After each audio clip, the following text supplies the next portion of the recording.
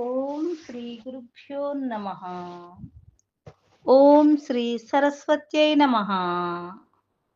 ఏవిబి సుబ్బారావు గారి ఆధ్యాత్మిక బృందం వారి సౌజన్యంతో వైశాఖ పురాణం 17వ అధ్యాయం.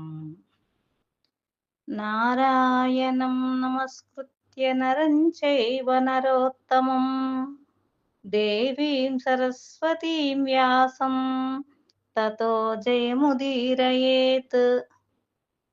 యమదుఃఖ నిరూపణము. నారదుడు అంబరీషునితో ఇట్లు పలికెను. శృతకీర్తి మహారాజునకు శృతదేవుడు తర్వాతి కథనిట్లు వివరించెను. వాయువు చేసిన ఉపచారముల వలన ఊరడింపు వలన కొంత తేరుకున్న యముడు బ్రహ్మనుద్దేశించి ఇట్లు పలికెను.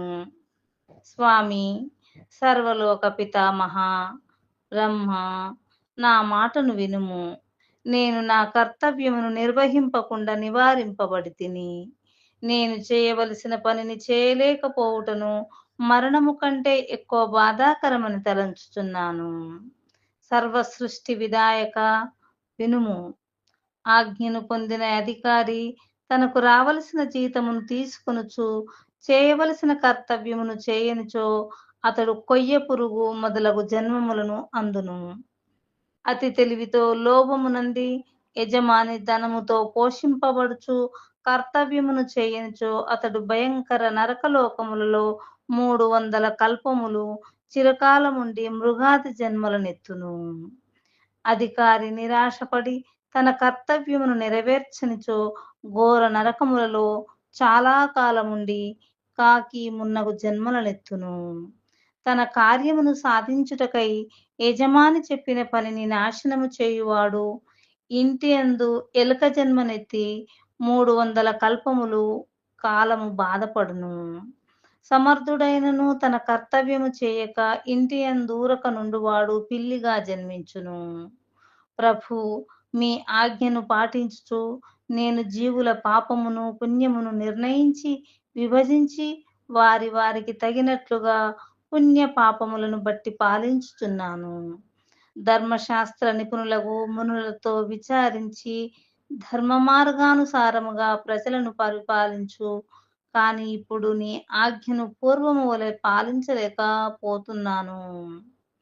కీర్తిమంతుడను రాజు వలన నేను నా కార్యమును నిర్వర్తింపలేకున్నాను.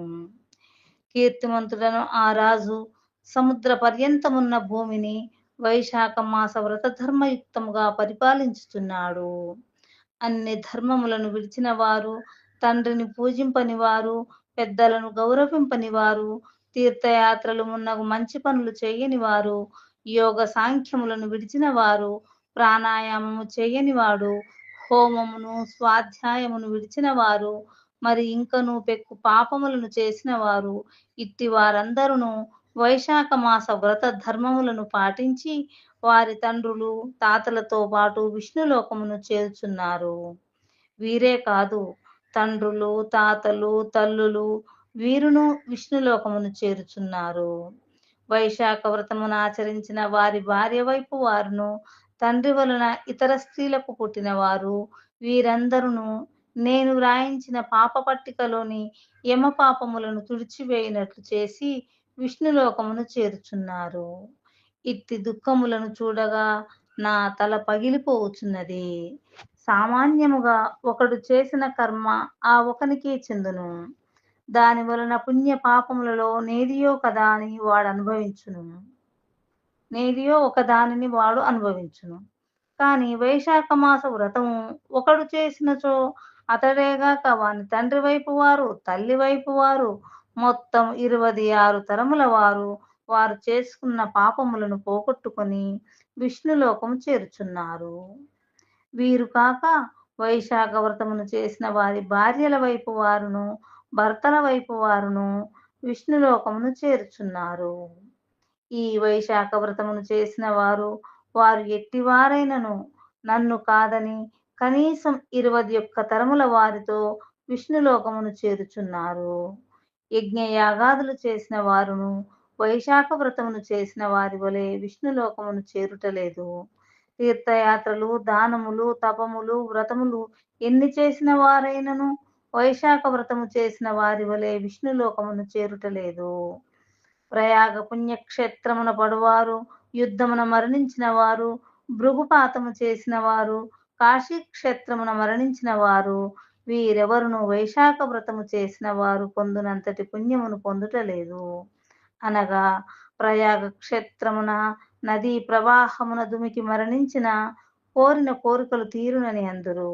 అట్టి వారికి వచ్చిన పుణ్యము కంటే వైశాఖ వ్రతమును చేసిన వారికి అనాయాసముగా అంతకంటే ఎక్కువ పుణ్యము వచ్చుతున్నదని యముని అభిప్రాయము.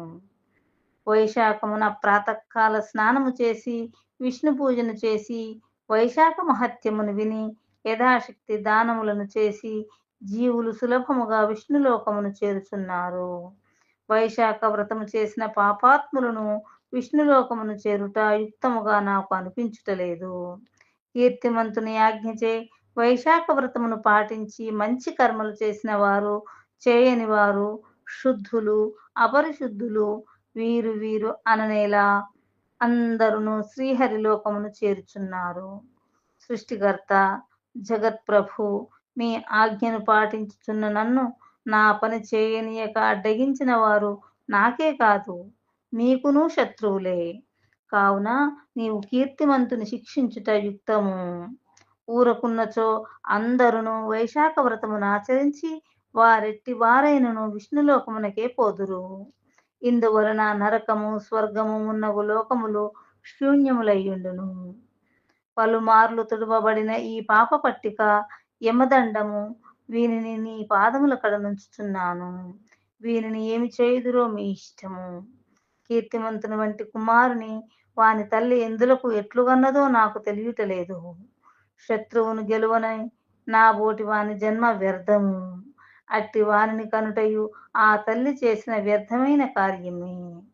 మబ్బులోని మెరుపు శాశ్వతము కానట్లు శత్రు విజయమునందని పుత్రుని కన్న తల్లి శ్రమయు వ్యర్థమే. శత్రు విజయమును సాధించి కీర్తినందని వాని జన్మ ఎలా, వాని తల్లి పడిన శ్రమయు వ్యర్థమే. కీర్తిమంతుని వంటి పుత్రుని కన్న వాని తల్లి ఒకతియే వీరమాత, ఇందు సందేహము లేదు. కీర్తిమంతుడు సామాన్యుడా, నా వ్రాతనే మార్చినవాడు కదా. ఇట్లు నా వ్రాతనెవరును ఇంతవరకు మార్చలేదు. ఇది అపూర్వము. అందరిచే వైశాఖ వ్రతమును ఆచరింపజేసి స్వయముగా హరిభక్తుడై జనులందరినీ విష్ణులోకమునకు పంపిన వాడు కీర్తిమంతుడే. ఇట్టివారు మరెవ్వరునూ లేరు అని యముడు తన బాధను బ్రహ్మకు వివరించెను. వైశాఖ పురాణము 17వ అధ్యాయము సంపూర్ణము. ఓం నమో నారాయణాయ. ఓం నమో భగవతే వాసుదేవాయ.